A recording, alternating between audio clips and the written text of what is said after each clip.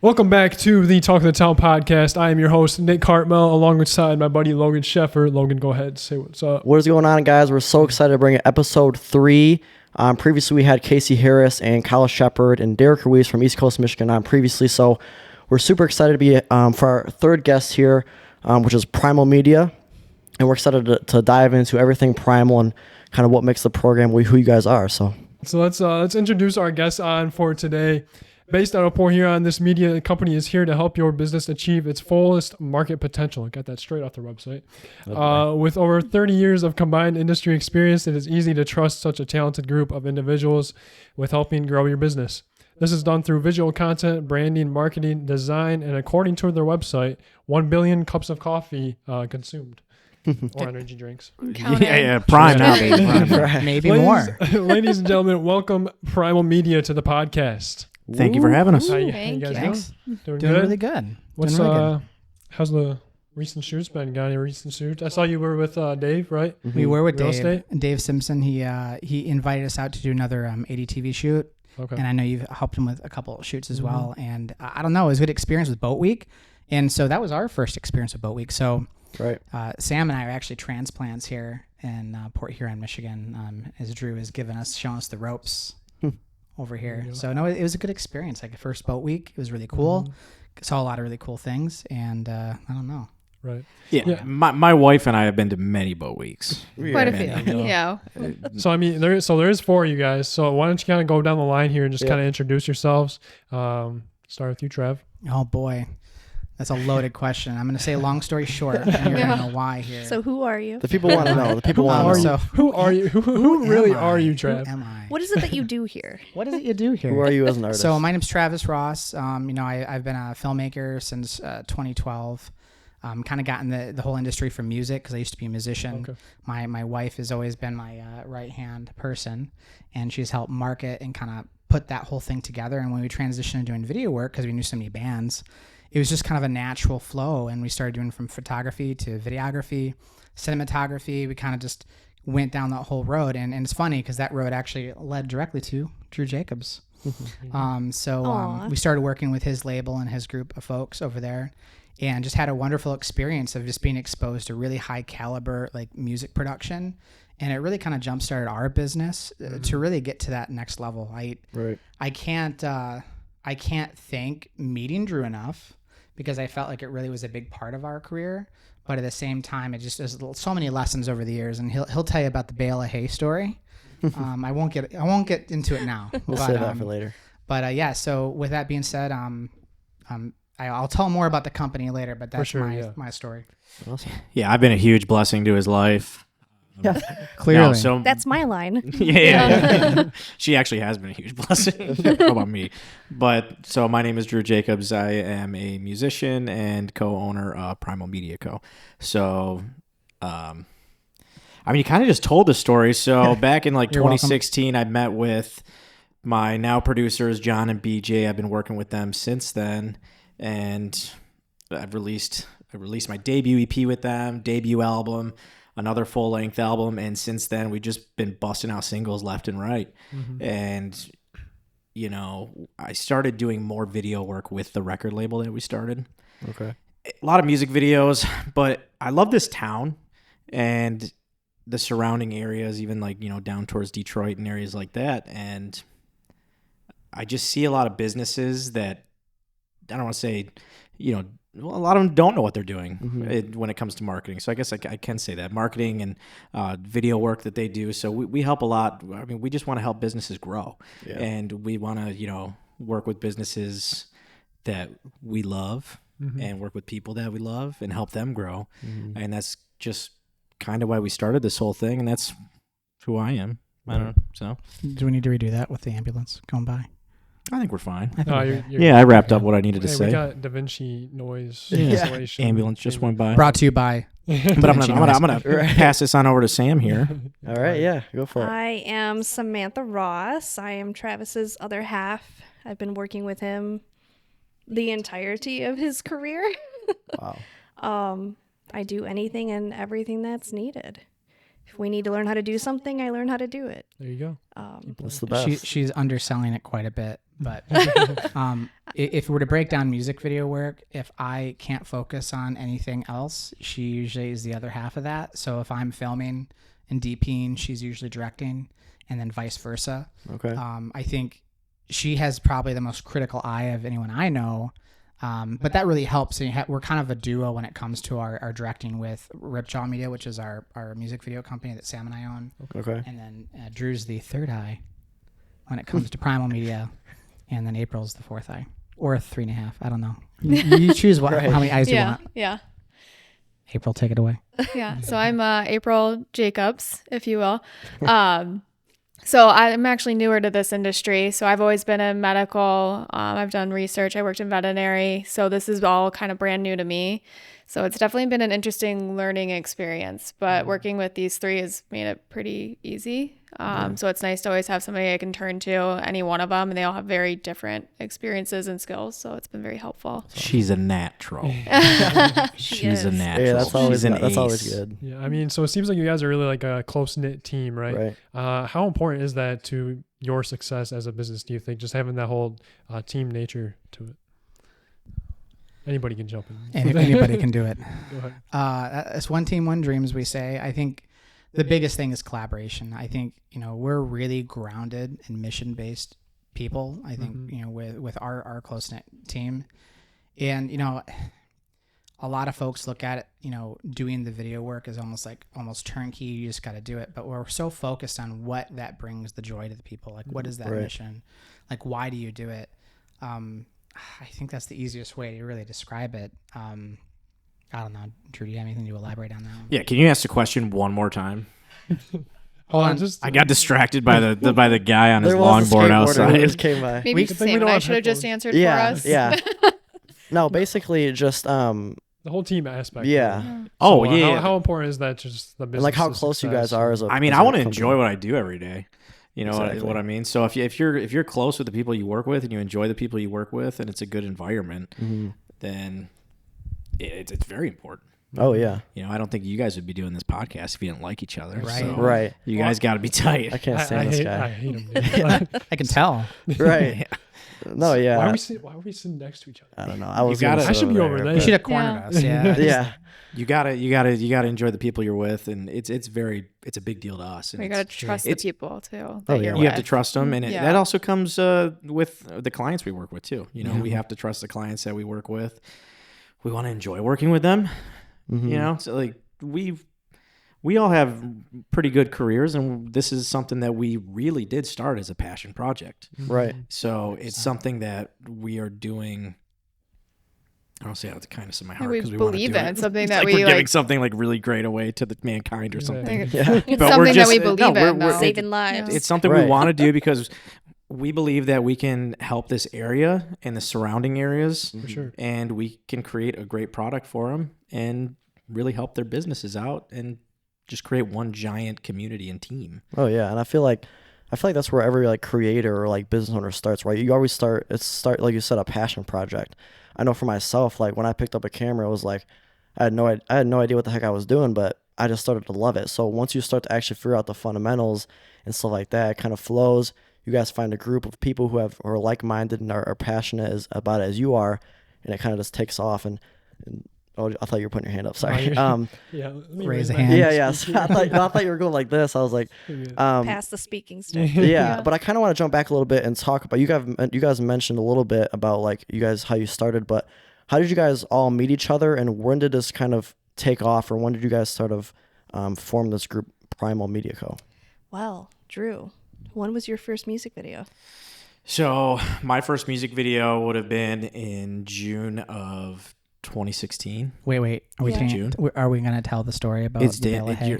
you're more than welcome to tell a It's story. happening. So was it? It's happening. Was just this Ripjaw or was this? This is Primal? Ripjaw. Yeah, so So- it started out as well, when did Primal exactly start? Right, This Primal 6 year? months ago. Okay, I got you. I was- Yeah. oh wow, So, really? okay, so we're young. February So, yeah. 2023. Go ahead and start that first music video, whatever story you're gonna tell me right now. I'm kind of scared. It's pretty good.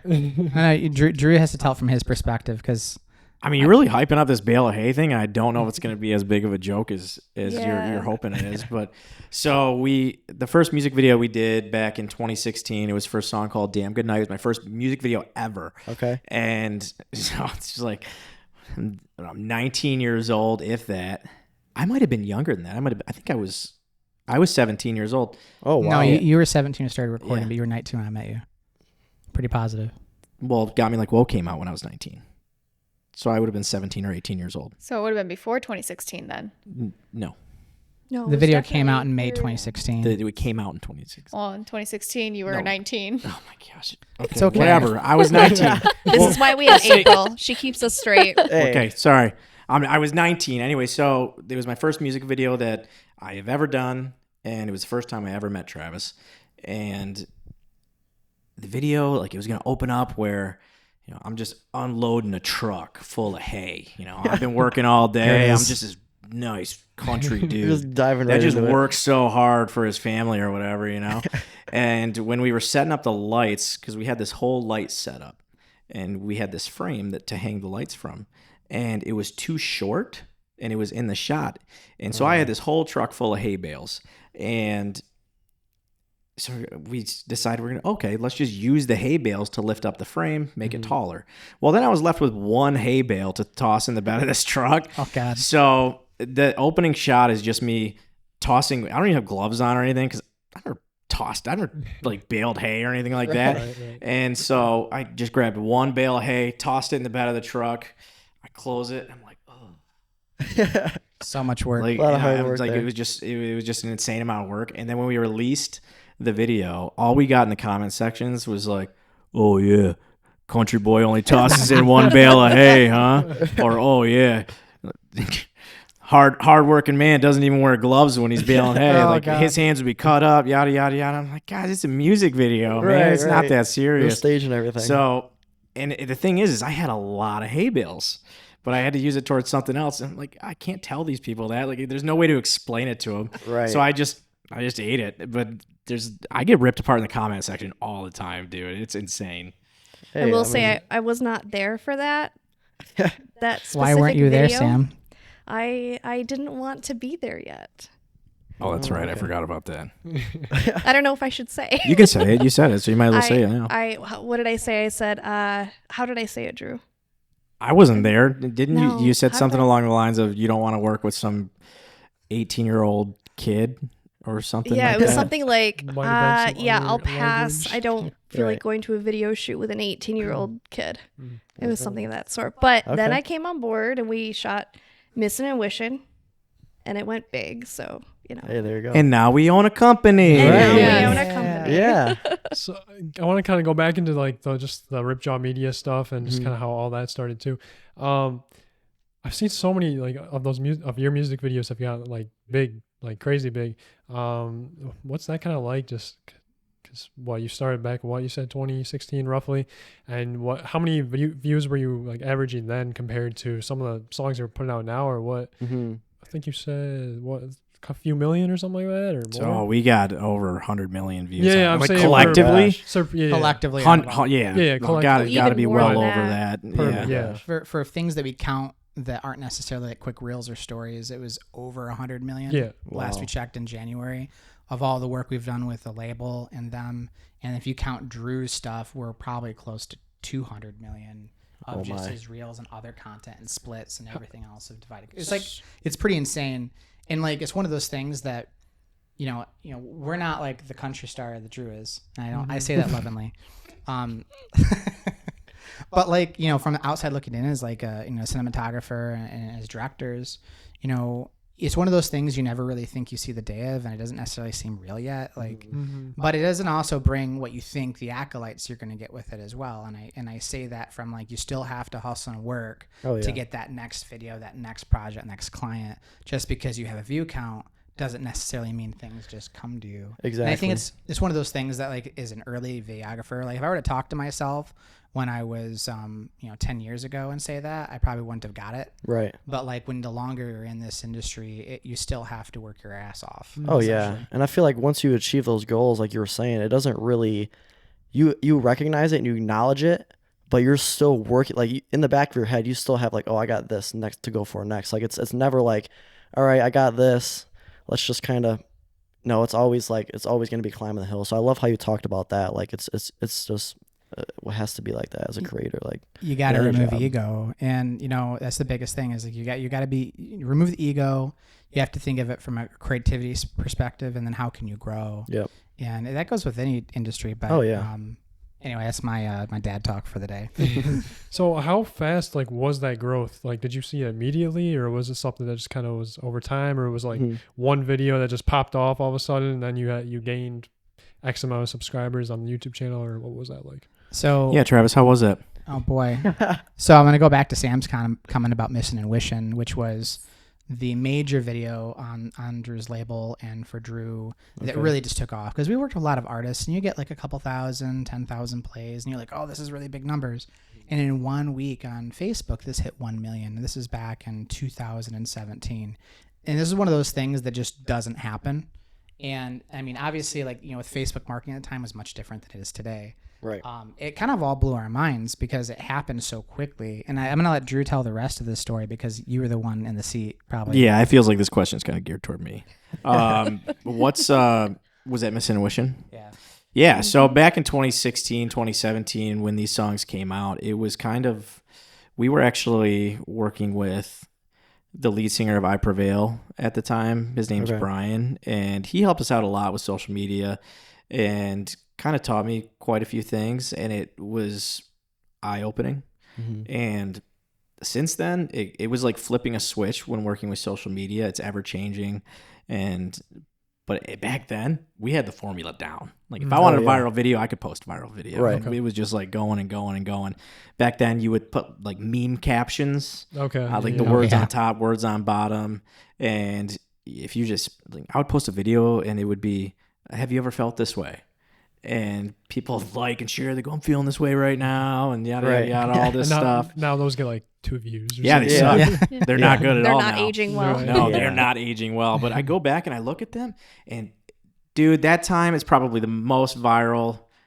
Oh, it was just a different world, man. Like, Oh, I go yeah. back and there's videos I have. I think there was one video, and I put my song over the scene of the Fresh Prince of Bel Air. Fresh Prince. Yeah, yeah. When he's Yes. talking to Uncle Phil about his dad, and he goes, why don't he want me, man? And it was my song in the background, and the song's about you missing your girlfriend or your significant other. But I put that song in the background, and it just blew up. And that video, it's got like 85 million views on it. Oh my gosh. And then there was another time I have a song called The Wedding Song. I wrote that song for my buddy. I was one of his groomsmen, and I didn't have any money or anything. So I hit up my producer and I go, hey man, like, would you mind me doing me this solid, and let's just record this song for him. And then he was like, yeah, sure, why not? It was not even that good of a song at all. And then we just decided to throw it on the EP. And then I started posting it online behind wedding videos and stuff. Oh, okay. Dude, we posted this one video with the song behind it. Probably to this date, the most viral video I've ever had, to the Really? point where it found the couple. And No way. Savage. It found the couple? It found the couple, excuse me. And this guy was in his own rock band, and he hates country music with Oh, a passion. way. Oh no. And he was like, you guys better take this down. And he started reporting it. And we had companies reaching out to us and stuff. Oh, boy. Our Facebook page was going to be, was getting threatened to being taken down. But I remember I went to sleep. I was staying with my grandparents in Tennessee at this time. And I went to sleep, and my page was at 80,000 followers. And I woke up to it being over 100,000. Oh my So gosh. I gained over 20,000 followers in the span of like 6 was hours. 6 hours. Yeah. Yeah, whatever. I Wow. was sleeping. It was crazy. That's the most viral I think I've been. The second most would probably be God's Country. That was pretty crazy. Yeah, yeah. Mhm. Yeah, well- I love that God's Country video. That's probably one Oh, of my yeah. favorite ones. Thank you. Yeah. Yeah. Yeah. And I was you. gonna Thank you. so I loved how you brought up like the aspect of like the times changing and how things are just so different. I want to touch on a little bit of like the aspect of advertising and marketing as a company and how important that is and how important it is to like grow with the times, because you can see a lot of companies, especially ones who built their foundations like in like the early 2000s, how like they can kind of get lost like that if they don't keep up with the times. It could either be like creatively as like a creator or like just like as like an advertiser or like marketing aspect. Like, so kind of talk about that. Like, how have you guys adapted your company to that kind of aspect of change? Do you want to take it, Do Sam? you want to answer that, Sam? Thanks. I just feel like guys. I feel like we've been talking a lot, so figured I'd pass the baton, the prime bottle. Okay. The prime baton. Yeah. Well, that's a loaded question. Yeah, sorry. It really just No. like how have you guys have like adapted to the change in like technology, social media, advertising, stuff like that? Like, are you guys doing anything different or? We could kind of start. Why don't we just start with like social media? How much Yeah. has that kind of had an impact on your business or how you run things per se? Yeah. So, first and foremost, Primal is more about branding, visual awareness of your business, and what can we do? I mean, we're huge into videography, as you know from our past. So, what can we do from that standpoint to get them forward thinking? Because I do think a visual standpoint in a company can be used in multiple aspects. So we do try to promote a lot of that within a company, but also looking at strategy. So what can we do to strategically help you be there on social media? Because in a lot of places, if you are not going to have a social media presence, you are probably not going to do well. There are people who do not need social media, but that's a very small group, quite honestly. And if you really want to be the top in your industry, in your area, you probably need a social media presence. Yeah. Yep. So I mean, we just take our past.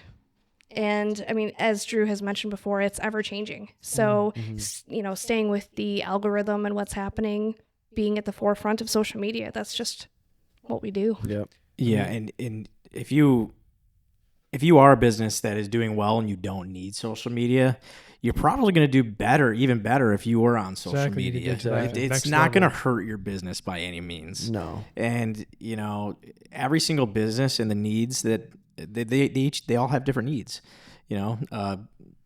Casey's, the restaurant and bar across the just gonna street. mention that, yeah. Their needs will be different than the mortgage company that right down the road. Yeah. So it's all relative to the company there. But I do believe 1,000% that if you're a company and you want to be successful and you want to swim, not sink in today's climate, you got to have social media. Yeah. Oh yeah. I was gonna say it's like Casey's is a perfect example of that. Like they're always super active on social media, great photos, great videos, whatever it is. Who does those? Jowett. Oh, I thought it was you. No, so Jowett. Oh, man. No, I did I a think we few. all thought it was you. Yeah. I did a few of their videos, like the food item videos. Those it was a seasonal when they came out with their winter menu. I did those ones. But Jowett's the main guy. Shout out. Shout George. out, Yeah. shout out. He does good work as well. Yeah, for sure. Super cool guy. We're gonna get him on, talk about that Explore Report here on page. They are a good example, though, of like a business that has adapted to the world that we're living in. I mean, just to be a business and say I don't need social media, I mean, that's absurd. That's I mean, Yeah. we live in the social media era. Mm-hmm. That's where we're at. So it would blow my mind for them to be like, I don't need that. I don't Yeah. need that. I mean, that's how you're gonna contact your audience. That's how you're gonna get your audience to like you. Mm-hmm. That's what I was gonna mention because I remember when I was first starting in videography. Now I do more like events and things of that nature. Every once in a while I'll do some like business videos, but I remember just going around town or whatever, and even down in Macomb area, and just popping into restaurants or popping into different businesses, just being like, "Hey, you," pitching them like a video photo type package, and just not. And I choose the ones that had like no social media presence. I try to be somewhat strategic about it, and all of them just no, we're all good, and it just kind of showed like I guess. Well, you can literally find jobs as like a social media like marketer. Like you can go and find like a job. Like one of my buddies at school is like, he's like, yeah, I'm just DMing companies like, hey, I'll do social media for you, and he's getting gigs. So like, it's a real job, and today like that's how important it is in the industry, and it's crazy how it can take a business such a far way. Yeah, and a lot of companies just don't want to deal with it. Mm-hmm. And if they realize that it's important and they don't want to do it, they'll probably pay somebody to do it. Yeah, exactly. I think that's a real important point too on business strategy. And most companies don't factor in budgets for social media business strategy and what that can do for your customer and clientele. If you're in the entertainment or the services industry or the food industry and you you don't focus on that, it could be a massive fail point, and you could lose a lot of potential clients or money or future growth. Yep.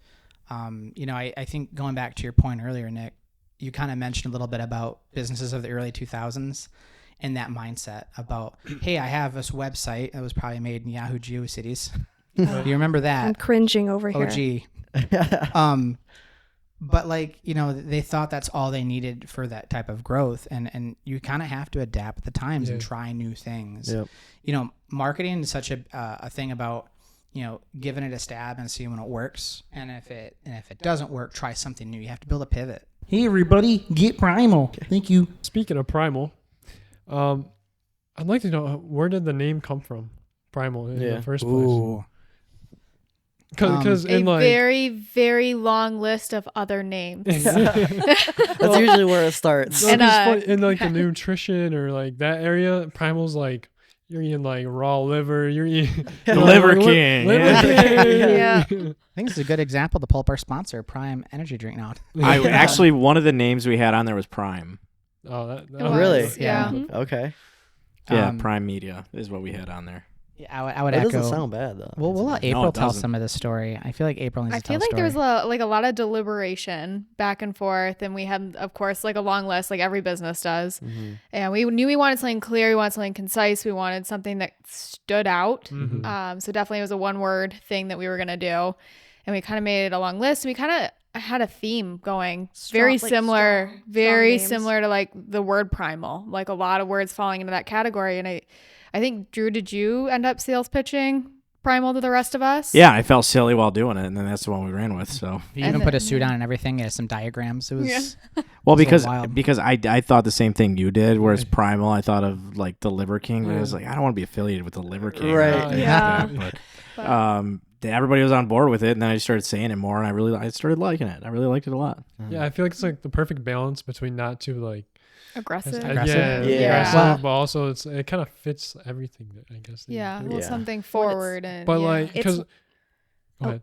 No, It's you're good. less aggressive than Ripjaw. That's what I was That's- gonna Yeah, mention. well, yeah. Yeah. So- And it's still dominant though. Like Yeah. it still has a little bit of dominance in it. So like it's So still like, when you're branding, and so I think a big part of our company, Primal Media, for commercial sides of things, is about how do we brand companies. We wanted something that kind of has like a little bit of our edginess, because we all kind of come from like music backgrounds Okay. and that type of workflow. And it's like, but you also didn't want something that was so aggressive that it's like, you're gonna have a Ripjaw wedding. Yeah. yeah, Like, right. It sounds almost a little intense. You'd never do it.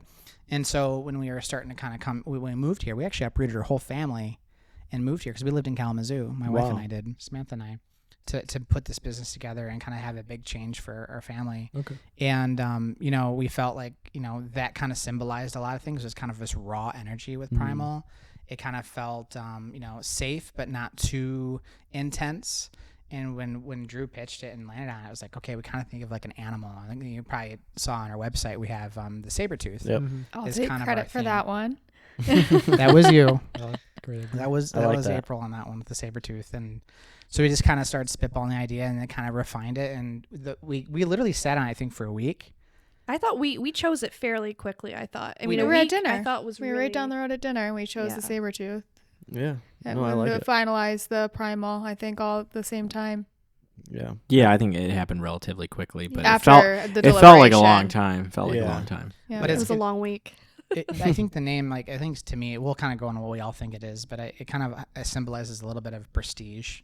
Mhm. We wanted to feel like it was, I'm not going to say top dog with it, but almost like we wanted really high tier media and marketing kind of agency, that kind of approach, where there's one thing we felt Port Huron was kind of missing, was that bigger tier element from like medium to large scale businesses. Yep. And with all of the caliber of work we've been doing with music video work, we had the prowess, we had the background to be able to like put together like, this is the things that we can do Yep. for you and for your business and for the community. We wanted to be able to show that it was high tier. Yeah, and I love how I want to jump off of something you said there, Travis, was how you kind of, as you grow Primal is growing as a business, as a company. You said you guys all come from that kind of music, that edgy kind of background. So how is it as a media company pairing up with a client? How do you match your style with the style that they want, and how does that kind of flow into each other? Because That's a really good question. I think we'll all probably take a little bit of a stab on this one. My you're like, yeah. Oh boy. But I don't know. Like, you have to, and I said this earlier, you kind of have to put your ego to side when you work with corporations and businesses. It's much different than working with rock bands, where they kind of want like what's going to pop, what's going to be edgy, what's going to grab someone's attention, even if it might not necessarily be the most appropriate thing. Yep. It's almost about attention grabbing. And you can still use some of those elements in like the business side of it. But you just almost have to like really listen to what their needs are and kind of find that married to. They obviously are working with you, or they've set up time to want to go with your product or our company because they like what they see. They like some of that little bit of that raw energy. But you also have to put your ego aside sometimes, that you're going to work on projects that aren't going to account for that. Yeah. And I think that goes into an important part we can talk more on later about, sometimes there's a good fit for your company, and you have to learn to sometimes there's not a good fit for your company. Exactly. Well, and we do industry research as well based on our clientele. So depending on, of course, what that industry is. But with industry research and just, listening to their needs and looking at where they want to be versus where they are, and, who do they admire, all of those things. There's a whole, pot of market analysis. Of market analysis that goes into a job before we even, come up with anything for that client. Yeah. So it kind of sounds like the idea of having to say no at some points, right, to a certain job that might not be fit for you or like your style. Because obviously you don't want to like adapt too much to where it's completely out of your style, and like you're not going to deliver a good video for the client, and you know that in the back of your head. And even if it's like a super high paying client, you still want to deliver them some good quality.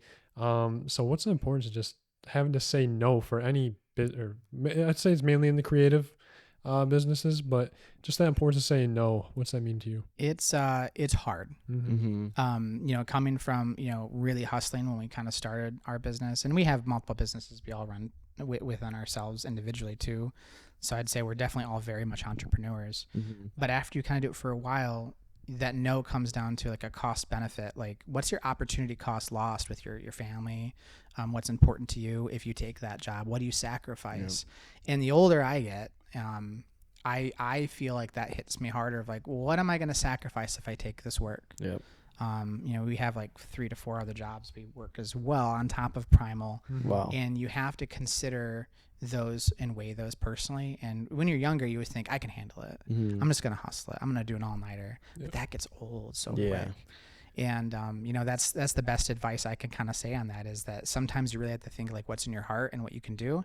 And sometimes money talks. It really depends on the moment. Yeah. But at the same time, for people that are just starting out, right, you might have to do those all-nighters to be able to just grow your business in the first place. You kind of do sometimes. You have to put in that work. Yeah. And it's funny you just said that, because I was actually just going to ask on the topic of like, when is it appropriate to niche down, or when is it appropriate to like, you know what I mean? Like have that and just kind of go into anything. And then when's that point when you're kind of like, okay. To like when to chill out. Yeah. Or stop taking so many on. Yeah. I mean, when you're tired. I mean, not when you're tired, but when you're like taking on too much. Right. Exactly. For sure. And when I was just starting the music, early mornings, late nights is what it was. And that's what I was doing. I would just sit in my room and I would just message thousands of people every single day, getting my music on as many cell phones as possible. Hitting people up. Hey, would you check this out? Would you mind? Thank you so much. And it goes with any business. You have to put in the work, and nobody's going to do it for you. You just have to do it. Yep. And I think when it gets to a point where you can say no, you'll know. Yep, exactly. And I just always trust my gut. Oh yeah. We've talked to people in the past, and and I'll talk to people in the future where it just doesn't seem like a right fit. Yeah. And it's okay to say no. I think even if you're just starting out, I think it's probably okay to say no if you think that this is going to make your life live in hell. Well, yeah, and that's something I'm starting to realize too, as a photographer too. Like it's, when I first started, I was taking on any single project I could get my hands on. Like I was scrounging for projects, but now you're like, okay, I really like this, and so I can really focus on this, and I can make my life easier if I just hey, this is not really the project that I'm looking for right now, whether it be the budget or whether it just be like as a creative in general. So I think you can touch on some great topics 100%. there. I mean, you got to know when to say no. Yep. Right. It And- feels good too to be able Yeah, to say True. no, Yeah. Yeah. whether it's to save face or you're not depending on that money. So you can go, yes, okay, I get to actually take that one vacation this year. Yep. My family has, this going on. I love to see them. I don't have to take every job. And then they know you don't need that money, Yeah. Right. which is Yeah. also good. Yeah. It's and I wanted to expand on this a little bit. Like when it comes down to picking jobs and it's depending on your livelihood Mm-hmm. and your mental sanity and you want to say no, always ask the question, is this something that I've done before? Mm-hmm. That's And good. like that's Sam and I and Ripjaw when we do projects with the music video side have said, hey, have we done this video before? And I was like, well, no. And he's like, no. I was like, have we done this? People shooting in a room, people performing in a room, playing their instruments, and haphazard room, not haphazard room, whatever. It's all the same thing. Yep. But like, what can you do to push the envelope of your skills every single time you go out there? Right. What can you do different? Like To be to that note though too, it's also okay to have repetition. So Yeah. you Yeah, can That's a go good don't point. disrespect what we do, Yeah. baby. No, No, no, that's no. a Don't disrespect Not us at all. musicians. Yeah. Sometimes a you good need point, though. repetition. Sometimes you need to go, I know the formula for this. I know how to recreate this. And that's okay because you can make it different in small, minute ways if you need to. Exactly. That's It's- something that I've try to learn to take that mentality a lot recently. It's like I was saying, like you don't have to, you can still evolve and get better by taking on close to the same projects. But like you said, it's okay to have, I love how you said it's okay to have repetition because that's something I have to tell myself all the time. It's like, Mhm. it's hard to get that into your head, but once you, And like whoever said, you can always change that up, right? In small Exactly. little ways. Which is almost And- more challenging, Mhm. really, to, Yeah. to Yeah, for take sure. the same thing but make it different. yeah, Yeah. it requires Make it your own. a stronger creative. It is Well, equally as difficult. I think Yeah. something that helps with that. So I know Logan, you mentioned like when to niche down, but what if you don't necessarily want to niche down, right? Like it's a business model not to. I would agree. So what I'm saying is like for a business, let's see that they go on your website or something. Because for me, I've seen through my wedding, like for wedding videos, I do sport videos. I've seen qualities from my sports videos come into the wedding videos that make them more exciting and things of that nature. And I see the more sentimental quality from the wedding videos play a role in like a sports video to build a better story out of it. Yeah, that's good. So is it really important to niche down when trying to get clients, or is that something that you just I mean, it depends on where you are in your career. Mhm. I think niche down happens later in your career. I mean, I Yeah. think we're starting to kind of niche down a little bit more of the work that we do in music video work. I think with the commercial work, we kind of know what kind of clients we want because we've been in the industry for a while to Mhm. know that. Niching down can be really good up front too if you're really, really good at that one thing too. Yeah. And so, like, if I had to give advice to someone on whether or not to pivot and make that choice of when to niche down and when not to, it really depends on your business model. Yeah. And it's tough. Like weddings is its own thing, right? Mhm. You can stick with weddings and you can go all day. Oh on yeah. that. Yeah. And we decided not to do weddings. One, because Ripjaw weddings does not sound good. Right. Right. And then Say it. Go ahead. Bridezillas. Right. Say it. Well, but that's the thing, like, Bridezillas.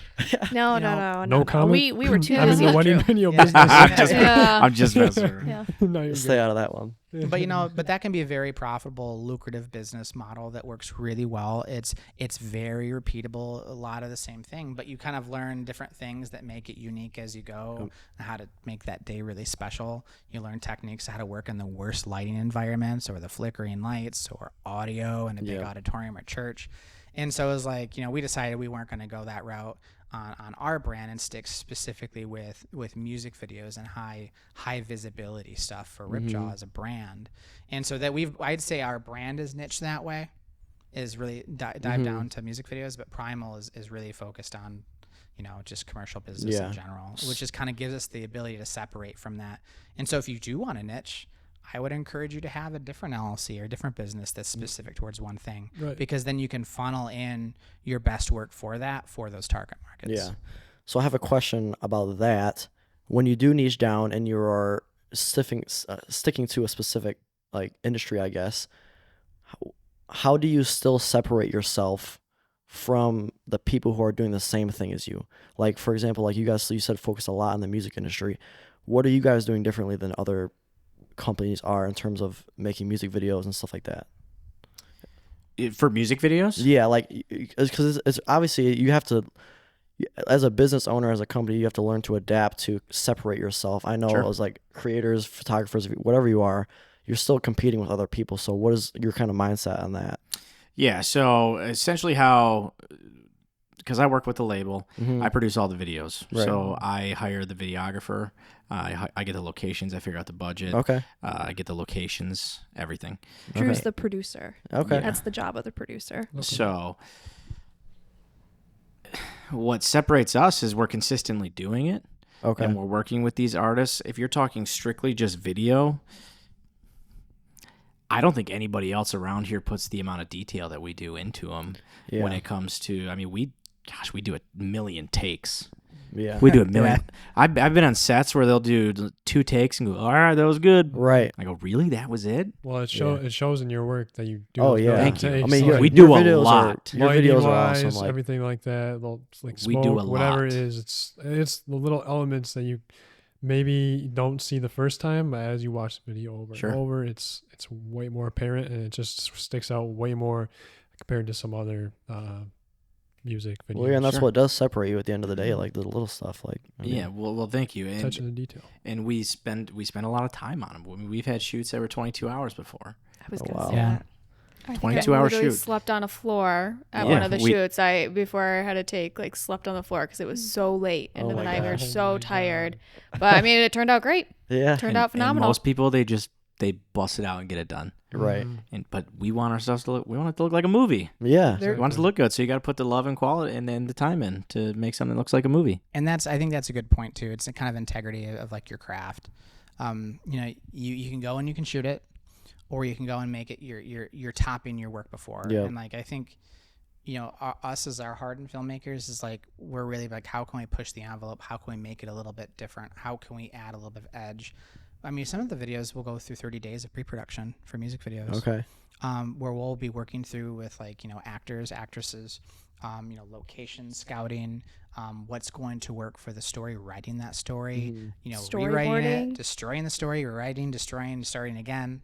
Like it's a long process, and you want to do it right, but you also have to allow that collaboration and constructive criticism to be able to grow on certain projects, because you're not going to make it in that industry unless you're willing to collaborate with the people who also make the music. We work a lot with the producers and Drew, as well as his producer team with the music videos, about, what are their needs and what does the song hit for them. And you kind of have to marry a lot of those things in the middle, put your ego aside and do what's best for the song and best for the video and the story. Yeah. But that's something that I don't know if everybody gives much attention to detail to. And then from a cinematographer perspective, and I could go on years about this, how is it lit? How does it look? Does it feel cinematic? Like we just started shooting an anamorphic for our newest video. Okay. We did, because we really want to bring that Spielberg-esque cinematic look to the videos. And a lot of some of the major music videos are shot on those type of lenses because it gives like a filmic look. Mhm. And so that's kind of like I'm a huge cinematography buff, and so like anything we can add to that. As I'm not talking to the microphone. Was that Unstoppable? Unstoppable with Yeah. No Resolve and Hinder. Okay. Yeah. So- Well, and that's what I will say. That's kind of why I kind of already knew the question to that answer I asked, because you guys do have a very different feel to your video. Like the videos I've watched have like there's a lot of emotion to them. There's a lot of colors. There's a Thank you. vibrancy. Like it does look like a movie. Like you're going for that film look, more of a that cinematic look, which is really nice. I think that's what you guys do differently is how you separate yourself from other companies. Well, thank you. Did you guys Thank get a you. chance to watch Unstoppable? I don't Uh, think I have yet. So, How would you call him should on we go- that? No. well, because I think he was phenomenal, Should we go- and should we go a lot of live? these. yeah. Live review right now. I think it's a phenomenal video, and Yeah. if you haven't I'll watched it, definitely you should check go it check it out. It Sure. doesn't offend me that you didn't check it out, but the a lot of the videos that we do, especially the ones that come from my camp, well, Mhm. which I guess is you guys too, because you don't work with any other artists but us, right? Right. So our camp, everything's done locally too. Mhm. So the Unstoppable, we're in a gymnasium, and it's just Flames Gym right down the road. Okay. There's the karate school, the Dojang, which is Mhm. PKSA right in Fort Gratiot there. everything we do is local. And I love it that way. Yep. And I don't think a lot of people know that, because you watch these videos and these guys do such an amazing job at making it look larger than life. You go, where's It that definitely at? doesn't look local. But it is. Everything's done local. Crazy, Yeah, that's crazy. It's like it almost goes into like people think that these are like multiple $1,000 budgets, but they're pretty low budget still. Like how can you do things on an indie budget as an indie filmmaker and still make it look good? And it's just tediousness. It's got to look right. Yeah. I was just gonna touch, or you have something you want to No, say? you're good. Go ahead. I was just gonna touch on the aspect of of gear and of as coming from a creative aspect and a creator. I want you to kind of speak on for someone who's just starting out, and if you're a filmmaker, if you're a cinematographer, a photographer, whatever you are, the aspect that you don't have to have the best gear or the most amount of money or the top notch in order to get going. And kind of get your work out there, but like kind of touch on that just a little bit, that controversy surrounding like when you're first saying I want like the $4,000 camera, like Oh my God. So Trav, how much was our first camera? So our first camera that we did filmmaking on was a Canon T3i. okay, wow, And you get into it because we were getting into photography, and it was the first video we did of my band, and the last video we did of my band, because we wanted to make some promo video for this Battle of the Bands thing we did. okay, So I'm like, okay, I understand how to use this, and Sam and I taught each other how to use it, and we just sat up in the basement and just film it. And the thing is all about having like good lens, good depth of field. It's like the certain like the cine hacks of like a beginning videographer is like, get a long lens, get a 50 millimeter. You can get them for $100, super cheap. Get a camera that you can do all manual settings. It's not automatic. Great, you can start right there, and then you have all the meat and potatoes to do it. You don't even need audio gear for music videos because you're doing all the audio overlays in post, which is. And it gets better. Our first green screen kit, which we used Oh yeah, this is good. up until what was our last video that we used? That first green screen kit, which cost $150. hey, I mean that's not exactly my point though. I mean, Amazon right. kit that I bought him for Christmas one year. We used it up until 2 years ago. Yeah. Was it Ava? Was it Ava shoot? No, the one that we've always used. Up until about 2 years ago.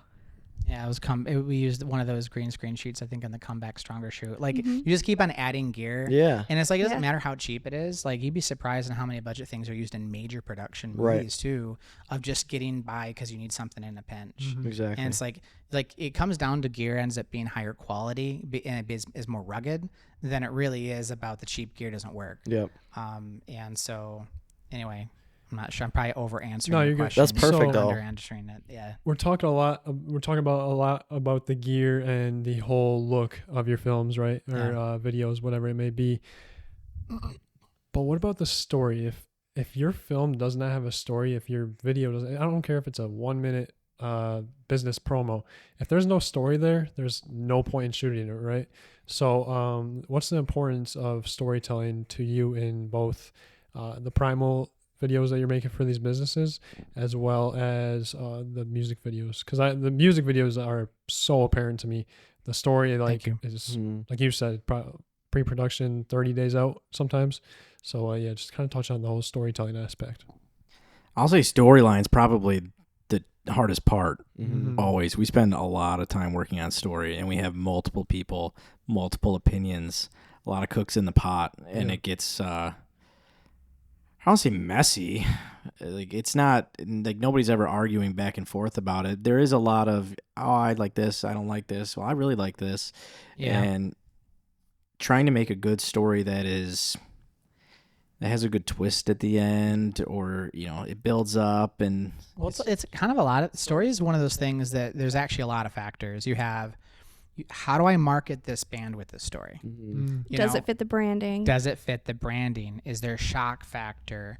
Does it fit into our branding strategy in the long run with all the groups that we have? What didn't work in the past? Yep. And so, like, sometimes you'll have a really good story, but it doesn't necessarily work for what everyone else thinks. And everybody who has, you see a lot of cooks in the kitchen, and it's not necessarily a disingenuous or a bad thing, because you get different lenses. Like, one producer would be like, hey, we just look at it from this marketing perspective. These are the numbers, and we know this does well based on this market research. And the other person's like, well, this story hit really well because of this reaction I got. And then you can look at the data and say, this is where it went from there. Yep. So when you start working with, bigger companies or with labels and stuff like that too, sometimes you're really focused on narrowing in what's going to work based on what didn't work in the past. And so that will shape your story or cut your story completely apart. Exactly. Which is kind of like sometimes really sad when you're close to it. But we've done enough of them where you just have to say, okay, I'm going to come up with 3 different ideas, and I'm okay if they all get shot down. Yep. And then you just have to move on. You have to leave that ego at the door when you put these things together, because you could spend all night or all week writing a story for it to completely get thrown out because it doesn't match what your client wants. Yeah, and I think that's the whole idea of like the creative process. It's such a roller coaster, right? Like you could be there's so much like you said, there's so much pre-production that goes into it. Like you could have everything lined up, storyboard complete, written out, like, and then like you start shooting, like this doesn't flow. Like, so it's like it's such a pivotal aspect that a lot of people don't like. When you watch a video, you're just watching the video, right? You don't understand like all the work that went into like making like the little bits and pieces of the video flow. And I think you guys obviously do a really good job of that. And I envy the way you can tell the story through just a music video, right? Because it's one thing for me, coming from like a wedding filmmaker, I don't want to say it's easy. It's a lot easier when you have speeches, that already tell like a couple's love story. You have vows that are telling a couple's love story. With a music video, you have the soundtrack, but it's mainly visual style storytelling. Yep. So how early in the process do you kind of have to plan out the visuals to tell like that story, or how much harder is that when you don't have the audio? Yeah. You should answer this one. He said without the audio. Well, it is great to hear the song, I will say, but sometimes you can walk into a project, and this actually translates really well for business. Sometimes you can walk into a project and say, here are our objectives, and here's our whole list that we've described that we want to include in the story, and how does this make me feel? And what I'm portraying in the storyboard, does this make me feel anything? Can I just through these pictures alone, just a storyboard picture, what emotes there? That's good. That's great. If you don't see it there, you may not see it in video form. So what are some things when you're building that storyboard that you're looking for in these images? Go ahead. Yeah. I think, and I think Sam hit the nail on the head. Sometimes it just takes an image or two or a feeling you get from watching a movie of like what kind of emotion is carried through. Because I think you said something really interesting, which I felt really happy about, because you never really know how other people interpret your stuff when you put it out. But it is emotion, and I think we really try to hit that chord that people are going through a lot of different things. How do you help your actors convey that? We've worked with a lot of actors and actresses that have never acted before, and so you're like, well, how do you work with that? And it's like, I'll never forget when we did a shoot with Drew for, I think it was not Forever. It was Jesus and You. And we got the entire Kimball Fire Department. No way. To come out. Wow. That's awesome. And volunteered their time to do it. And Tri-Hospital EMS. I'll say and EMS. Tri-Hospital Oh, EMS. really? Yep. Okay. And the thing about that was that when you find people to act and create that emotion, sometimes they fake it. But when you find people to do that as a job, it's a way different experience, because they know what to do as their job. Right. They know how to act. They know how to pick up the axe. They know how to kick a door in. And, that's such a big piece of like, how do you tell that in your story? We just want to take a quick break here. Want to thank Mark Bynum, the mortgage man, for allowing us to use this wonderful space inside of AmeriFirst Home Mortgage Building. Again, thank you, Mark. Anyone who is interested in any sort of home mortgage, make sure you contact Mark today for all your mortgage needs. So we've been talking a lot about just the aspect of like kind of creating your own brand as a company and the themes you guys put into it, like whether it be on the video editing side, post-production, pre-production, stuff like that. But I want to kind of tie it back into Primal a little bit and kind of build off that theme more and a brand as a company. first one here is, what is the importance of looking at other creators and other businesses? Like you mentioned, Travis, you're looking at movies, whether it be color grading, stuff like that. What is the importance of kind of not staying, like keeping yourself in a bubble and then building off of what other people are doing? And how have you used Ripjaw as a almost like a learning tool to build Primal? I know it's a kind of a big question, but No, I think, our experience leading up into going with Primal and starting Primal has all been informed out of like the things we've done in the past to get to where we were. A lot of that self-learning just goes into knowing what works, learning from your mistakes, growing, trying different things, doing your research. A big part of the work that we do as creators is going online, seeing what other brands are doing, see what other companies around you are doing. If you're thinking from a branding ad agency side, like how are people marketing their work? Yep. How are they marketing their brand? What are other media companies doing like yourself to help them do that if they've done things in the past? And and then when you work with a client, like what did they like, what they didn't like, and how do they want to present themselves? That's good. I think it's just kind of one of those things you always have to be learning in this type of career. Yes, always learning.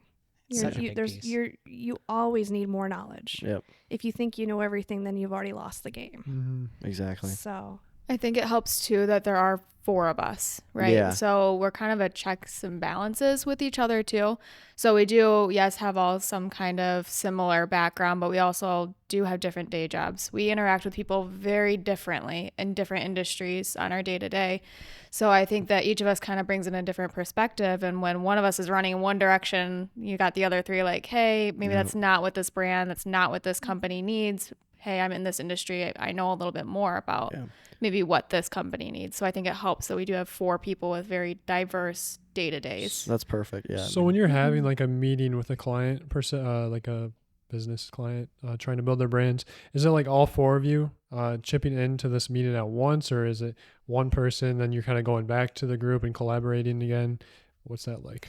Yeah, it just depends on who's available. Okay. So like April said, we all got different day jobs. Mm-hmm. So, sometimes it's been me, sometimes it's been him and I, sometimes it's been all 4 of us. Mm-hmm. Okay. So, but there's different kinds of meetings, hey, meet us at the office, or, hey, you want to go grab a beer and we'll sit down and talk about everything. It just depends on the client, but ideally in a perfect world, we are all there. Okay.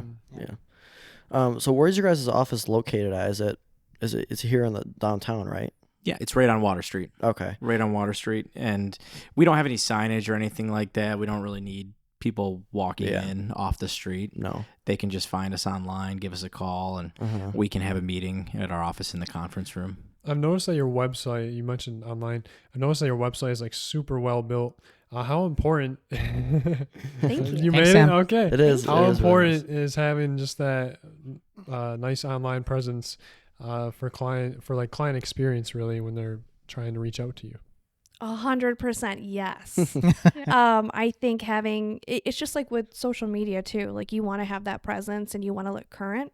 So having a website that's, I don't want to just say edgy. It's not just about being edgy, but having a website or an online presence that portrays what you do in your industry, it needs to be represented there. I think it looks modern. Yeah. I don't think it looks edgy. Yeah, you want it to look modern. You want it to look like it's a part of your industry. And so that's what we're going for with Primal is it's business, but it's also, we're creatives. Right. So that's what that's about. So that's like what I would do with a client as well. Yeah. I'd look at their industry, healthcare, completely different. Oh, yeah. Different terminology. Everything's different about healthcare. Yeah. Which we've done as well. So if anybody, any healthcare businesses out there, hit us up. Right. I was gonna mention actually. So you mentioned how sometimes you don't have actors even acting in some of your stuff. I noticed that you guys actually act in some of your own videos on your website. Oh, yeah. What's that like? How's that? April, my lovely wife, has Yes. been. What was your name? Rachel. It was Rachel, I think it I've was. seen that video, Yes. actually. Yeah. I've seen that. Yeah. Well, before I met Drew, like I said, I was never in this industry. I didn't know anything about it. And, I met Drew and it started out, there was another band on the label. They needed somebody in it. And he said, will you do this? And I was like, I have no idea what I'm doing, but sure. And what were you doing, April? I was acting. on a motorcycle in a bikini. And she did a great. But yeah, I mean, that's kind of nice too, because we're all flexible and we're all, willing to step out of our comfort zone and do what needs to be done to get a good product too. Yeah, and I think that's like the biggest thing. I think a lot of what I'm gathering from you four is like you all bring different things to the table. I mean, just like you said earlier, April, like you come from different industries, different backgrounds. I think that's why you guys are having so much success, especially in like a city like Port Huron. Is like people need to see that. People need to see things from all sides, all aspects. Like you're doing advertising, marketing, creative. Like it's you guys have. I feel like you've grown yourself as a really established like business and media company. I can definitely gain that from this conversation. So Well, thank you. yeah, Thank you. of course. Thank you. That that was essentially the goal. Yeah. Yeah, And we do work really well together. Mhm. You know what I mean? We work very well together. Yeah, And we actually care about your business. exactly. A lot of people come in, they just cash a check. For sure. Well, We that's want the to thing see you is the grow. If you don't intimacy. grow, then we're not doing our job well. And that's one Yeah. thing that I want to touch on with like somewhat. Whoa. Wow. There's two of them now.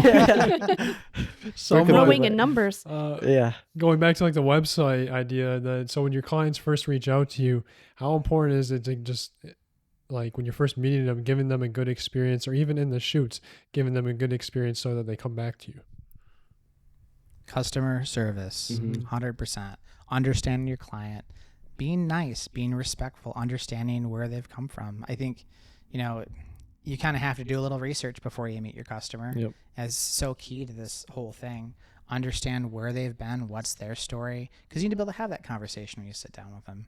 mm-hmm. I do think businesses get very impressed when we sit down with them Mm-hmm. and we're talking to them about things that, see if we're meeting somebody for social media.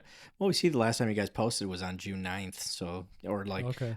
you guys started back in this year. And Having then that just knowledge. So we it's like- know about their Mhm. business. And you Like, actually- these That's so guys have done important, their though. research. That's so Yeah. important. Care, basically. I mean, it's like a job interview, right? Right. You don't show up to a job interview underdressed, underprepared, without your Okay. resume, without knowing what company you're applying to. It's 100%. the same way to think of that. You show up to your interview. You have our website's excellent. We come in good form. We come dressed appropriately. You would come knowing what you're doing. It's the exact same way that you walk into an interview. Yeah, that's such a good point. And I always be myself too. Mm-hmm. Oh yeah, I like unapologetically myself Right. and respectful, of course. Well, everybody Yeah. knows you as the country star when you come in already, so We have met a lot of people that did Yeah, actually they know know. Drew They very did well. know. from a distance. I've done a lot of networking in this town, and I've gone to a lot of networking events. So I don't know if they knew me just because of the music or whatever, but it's probably because of the networking, right? Right. And but I mean, it is networking too. Like, Drew, he has his business. What he runs as a country, I would say Southern country rock artist now. It's like rock artists now. Rock man. artists. rock now. artist. I see you're Um, making that switch a little bit. But like every video that we've worked on from the past to present, like you've networked and built those clientele of people and that trust and making sure you build that community and kept it within this county. Like we were driving 3.5 hours every other week, it seemed, here for a long time from Kalamazoo all the way to Port Huron until we moved here. And it felt like the right move to move here to really build Primal and do that whole thing. And like you build that community. And we found that community with, Drew and April. And that was a big move for us. And, our clients, they see that and you remember them and you go back to them for more work. It's like, hey, we used that warehouse that one time. Can we use this other place? Sure. And it's just building those connections. And, that's such a key part is never burn bridges. Yes, exactly. No, never burn a bridge. Yeah. Never. No. Especially as in this industry you guys are in, like you're always looking for an opportunity or a job. Like you never want to like shut somebody out completely. You know what I mean? If they need something, they can turn to you. That's great. Yeah, sometimes we're not the company that's for you, but we know Exactly. somebody who is. You know what I mean? Exactly. So we're always happy to send somebody else along if we're not a right fit for you. Mhm. We're pretty Exactly. self-aware Right. on whether or not we can help your company out, Yeah. or we're right for you at this time. Right. And because it obviously it is a business, you are trying to sell your product or your service. So how do you balance not being too like salesy, and just being yourself as a person, really? Well, we come in with solutions. Okay. So, tell us your story. Actually, we come into it from a story aspect as well. Tell us your story. What, even though we've done our research, I want to hear it from you. Tell me about your brand. What are you doing here? What's your goal? What is your story? Okay, well, here's what we think we can do to help make your story bigger or improved or increase your sales numbers, whatever your goals are with bringing us in. So what can we do from a community standpoint is like huge. We want to make you succeed. So we're going to help you get there. Yeah. And we've been talking a lot about like the client and the customer service and the interaction with the client. And we've also mentioned goals a couple times. So I want to ask real quick, how do you guys all obviously as creatives or as artists, you have your own personal goals, right? Even if you are Primal Media Co., like you have your own personal goals, but you also have a business goal. How do you guys tie in your personal goals, all four of you, with the goal of the business and what you're trying to achieve? And do you have personal, like, are your goals, similar individually, or are they different? Like, can you kind of touch on that a little bit and how you kind of tie in? What are your goals? It's a really good question. What are your goals?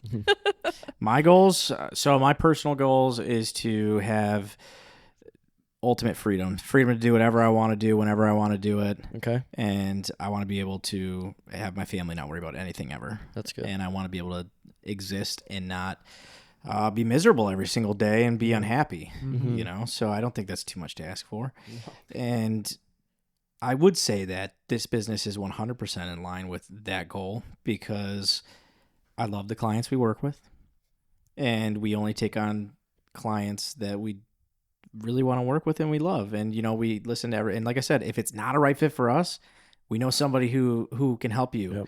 Yep. It doesn't always have to be us, but we want to really help you grow your business.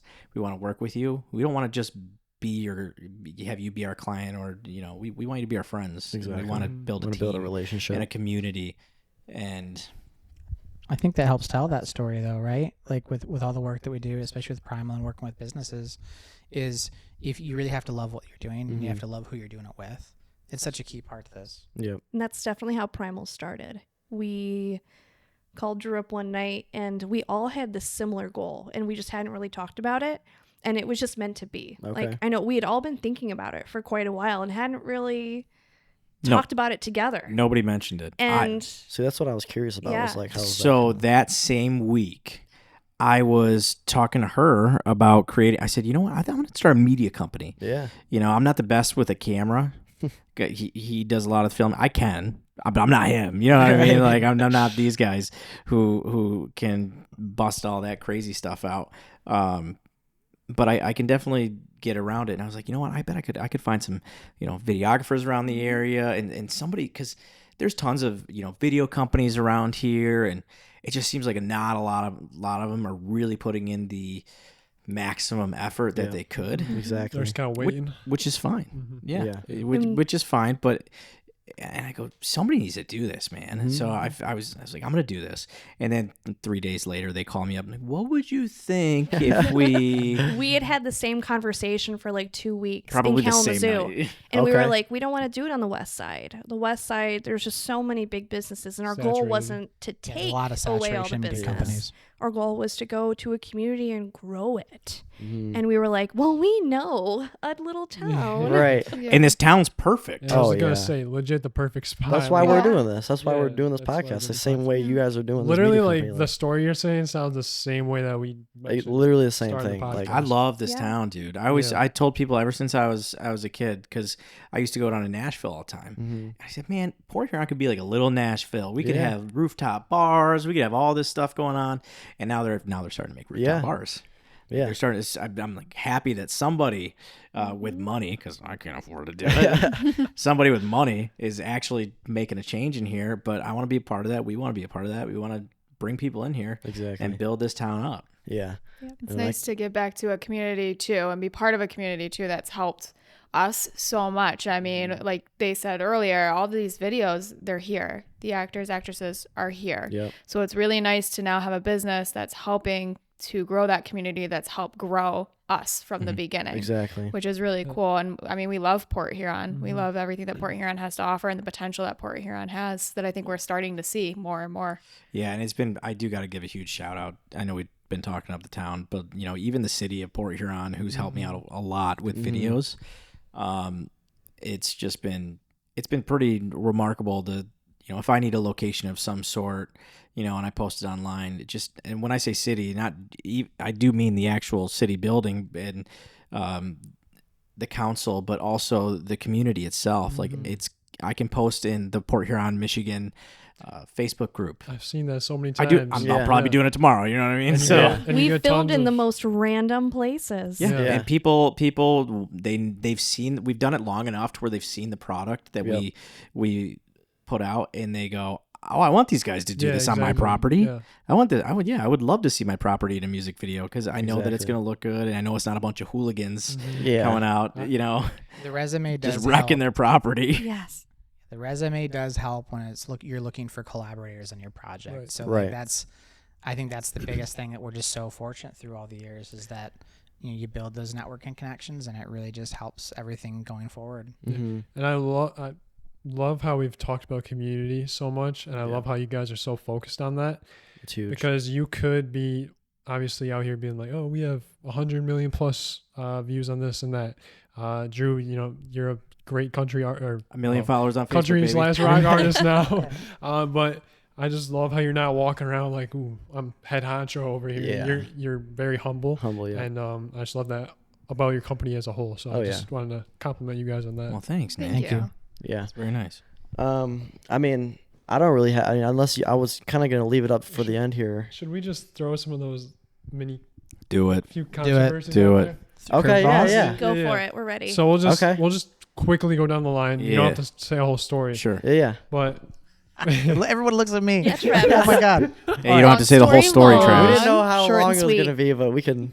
so we just have a little list of some like creative controversies per se that are kind of going around that are really a common theme in that whole world today. So let's start with we talked about the fancy gear.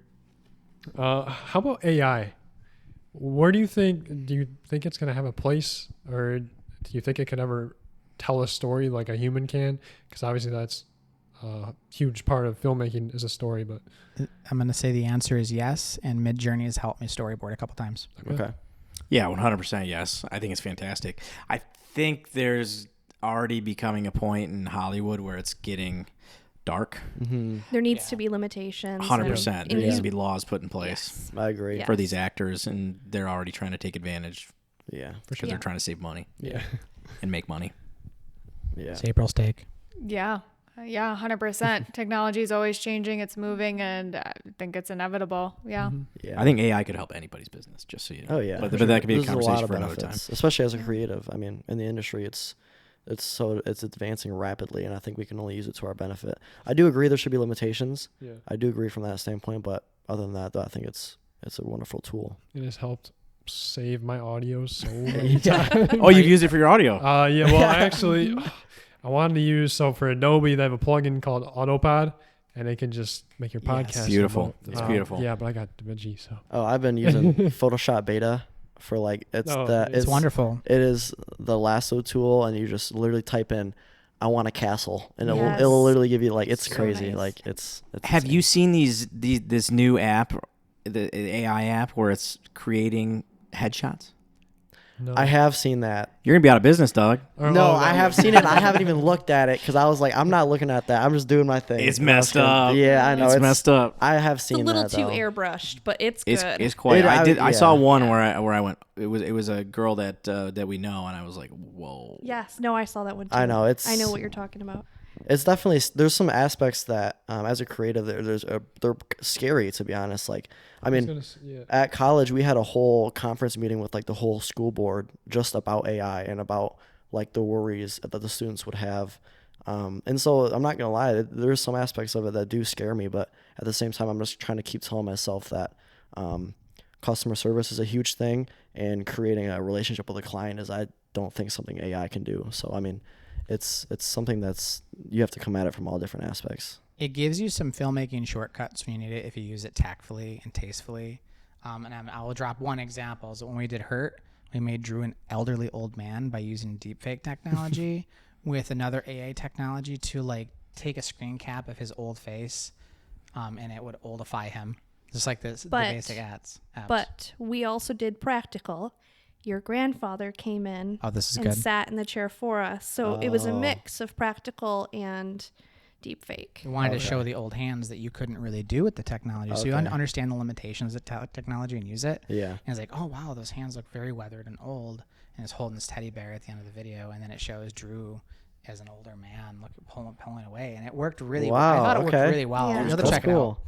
See, there's so many things you can do with it, and it seems like you guys are moving in the right direction with it. And we can probably just do one more, honestly. Mhm. Actually, let's do this one. Free work.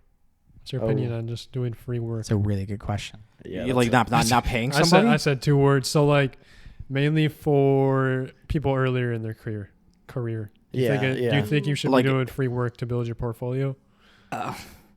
I mean, I guess it would probably depend on the job. Yeah. Yeah. You know, I'm not It's going to like a have wedding. You work for free for a wedding? No. I'm not. No. Yeah. So He's let's just asking say Do in we need to generals. have an intervention? Yeah. let's say for a wedding though, because I have seen people Yeah. that do free weddings Especially When if they're it's your first starting a when younger. they're first starting out. To build like yeah. A real. I feel like you need to know your worth, and there are so many Yeah. creatives out there that don't. Yeah. And if somebody thinks you're worth it, they'll pay you something. Yeah. You may not be doing that job to make tons of money.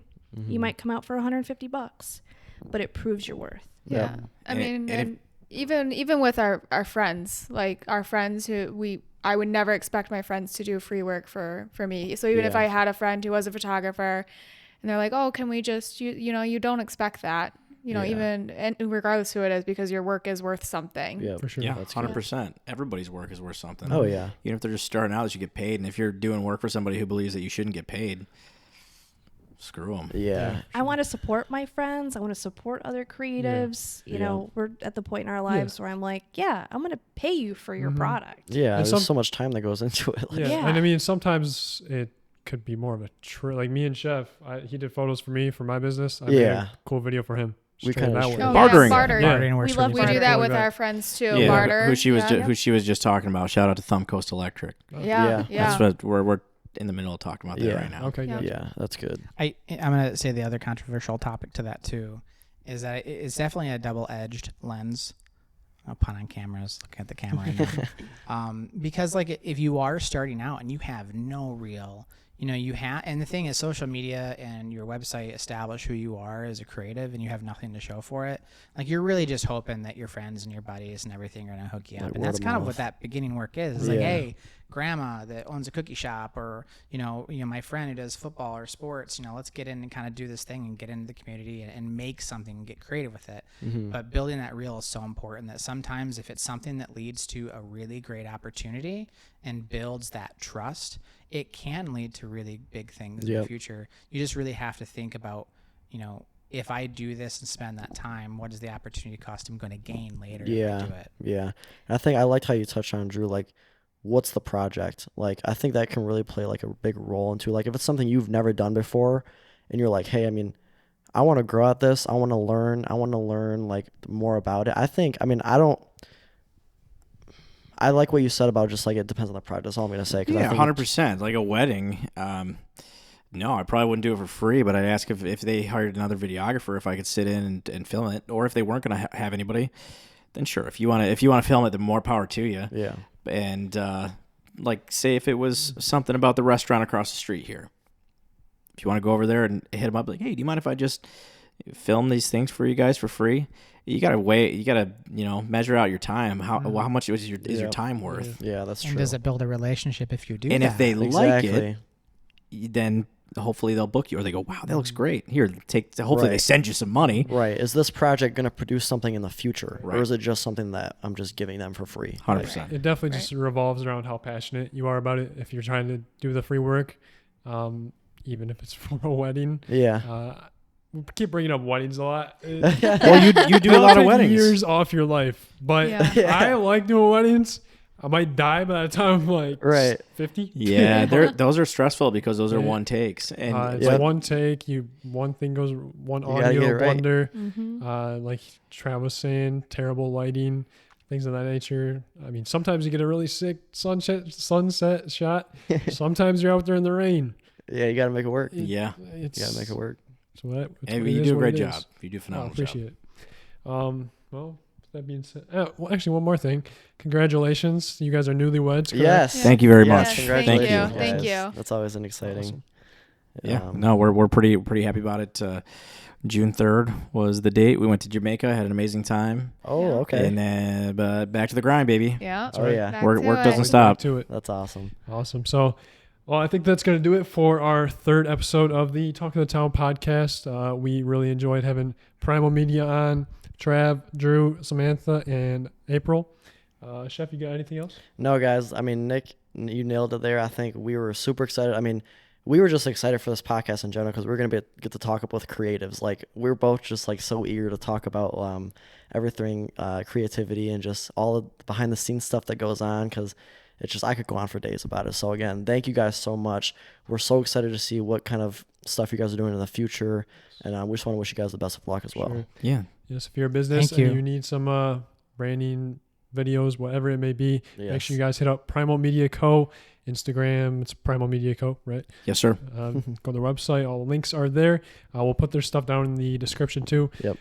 So that'll do it for this episode. Hope you guys tune in next time for episode 4. Peace out. Peace. Thank you. Woo.